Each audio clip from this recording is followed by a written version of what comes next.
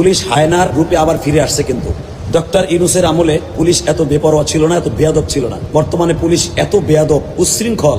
মাননীয় তারেক জিয়া সাহেব প্রধানমন্ত্রী সাহেবকে বলবো অতি দ্রুত আপনার প্রশাসনকে লেগাম দেন, তা না হলে আপনার ঘটে যাওয়া সে 5ই আগস্টের কথা ভুলে যাবেন না। আমরা 4-5 জন মানুষ নামাজে দ্রুত যাওয়ার জন্য গাড়িটা চালাইলাম, চালিয়ে গুলিস্তান ফ্লাইওভার থেকে বাম দিকে টার্নিং নিয়ে এই কাপ্তান বাজারের রোডটা আমি জানতাম না যে এই রোড দিয়ে 2 দিকে গাড়ি চলে না, কিন্তু আমার সামনে দেখলাম অটো রিক্সা যাচ্ছে, অহরহ অটো রিক্সা যাচ্ছে। ওই গাড়িটা দেখে কমিটির ভাইরা, মসজিদ কমিটির ভাইরা বললেন, হুজুর আপনি এই রোড দিয়ে যাওয়া যায়, আপনি যান, সমস্যা নাই, আমরা নামাজে যাবো তো, কোনো সমস্যা হবে না। তো আমি তাদের কথা মতো, মসজিদের কমিটির লোকের কথা মতো আমি অতি দ্রুত চালিয়ে গেলাম। তার প্রতিফলন আপনারা তো ভিডিওতে দেখছেন। পুলিশ এসে ব্যারিকেড দিল। পুলিশ আমাকে জিজ্ঞেস করলো আপনি এই রাস্তায় গাড়ি ঢুকালেন কেন? আমি বললাম ভাই আমি তো জানি না যে এই রাস্তা দিয়ে যাওয়া যায় না, আসা যায়, কিন্তু আমার সামনে তো গাড়ি যাচ্ছে, সরি ভাই, তারপর দুঃখিত, আমি দ্রুত নামাজে যাবো বিদায় আমি গাড়িটি প্রবেশ করিয়েছি, আমাকে মাফ করে দেন। হট করে আমাকে পুলিশ কনস্টেবল বলে ফেললেন আপনার লম্বা জুব্বা, লম্বা দাড়ি রেখে এই কাম হলো আপনাদের দ্বারাই সম্ভব। আমি যাদের কাছে জানতে চাই লম্বা জুব্বা আর দাড়ি রাখা কি অপরাধ? আলেম হওয়া কি অপরাধ? বেশি বেশি শেয়ার করবেন একটি।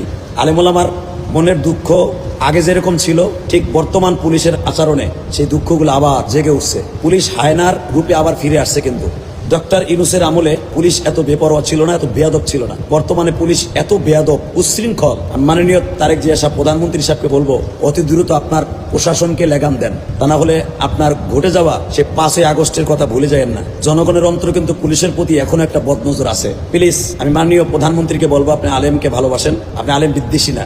স্বরাষ্ট্রমন্ত্রীকে বলবো, আইনমন্ত্রীকে বলবো আপনি আলেমদেরকে ভালোবাসেন। আমি তার কাছে সরি বললাম, সাথে সাথে সে আমাকে বললো লম্বা জুব্বা দাড়ি রেখে আপনাদের দ্বারাই এই কাজ সম্ভব। আমি বললাম যে দাড়ি রাখলাম, লম্বা জুব্বা গায়ে দিলাম, এটা কি আমার অপরাধ? তাহলে আপনি যে ইউনিফর্ম পরছেন এটা গুন্ডার পোশাক, আমি এটা বলতে পারি না, আমি অপরাধ করতে পারি।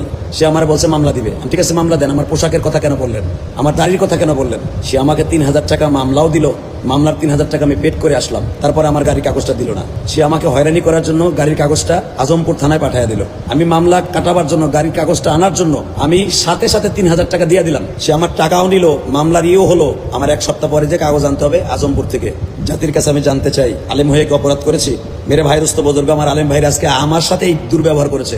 আমি পুলিশ ভাইকে বলছি যে ভাই আমি ইলিয়াসুর রহমান জিহাদি, মসজিদ কমিটির লোক আমার সাথে আছে, দেখেন বাম পাশে বসা, উনি আমাকে এখান দিয়ে ঢুকাইছে। আমি জানতাম না যে এই রোড দিয়ে আপনি নিষেধ। তারপর আমি সরি বলার পরে আমি রেহাই পাইলাম না। আমি মামলাও খাইলাম 3000 টাকার, 3000 টাকা আমি পেড করে আসলাম। আমার গাড়ির কাগজটাও দিল না। তার জিদ পুরা করার জন্য, সে আমাকে হয়রানি করার জন্য গাড়ির কাগজটা নিয়ে গেল। আমি দেশ ও প্রবাস থেকে যারা দেখেন, ভালোবাসেন আমাকে, আমি হয়তো আজকে বিপদে পড়ছি, পুলিশের হয়রানির শিকার হলাম, আপনারও একদিন কিন্তু হবেন।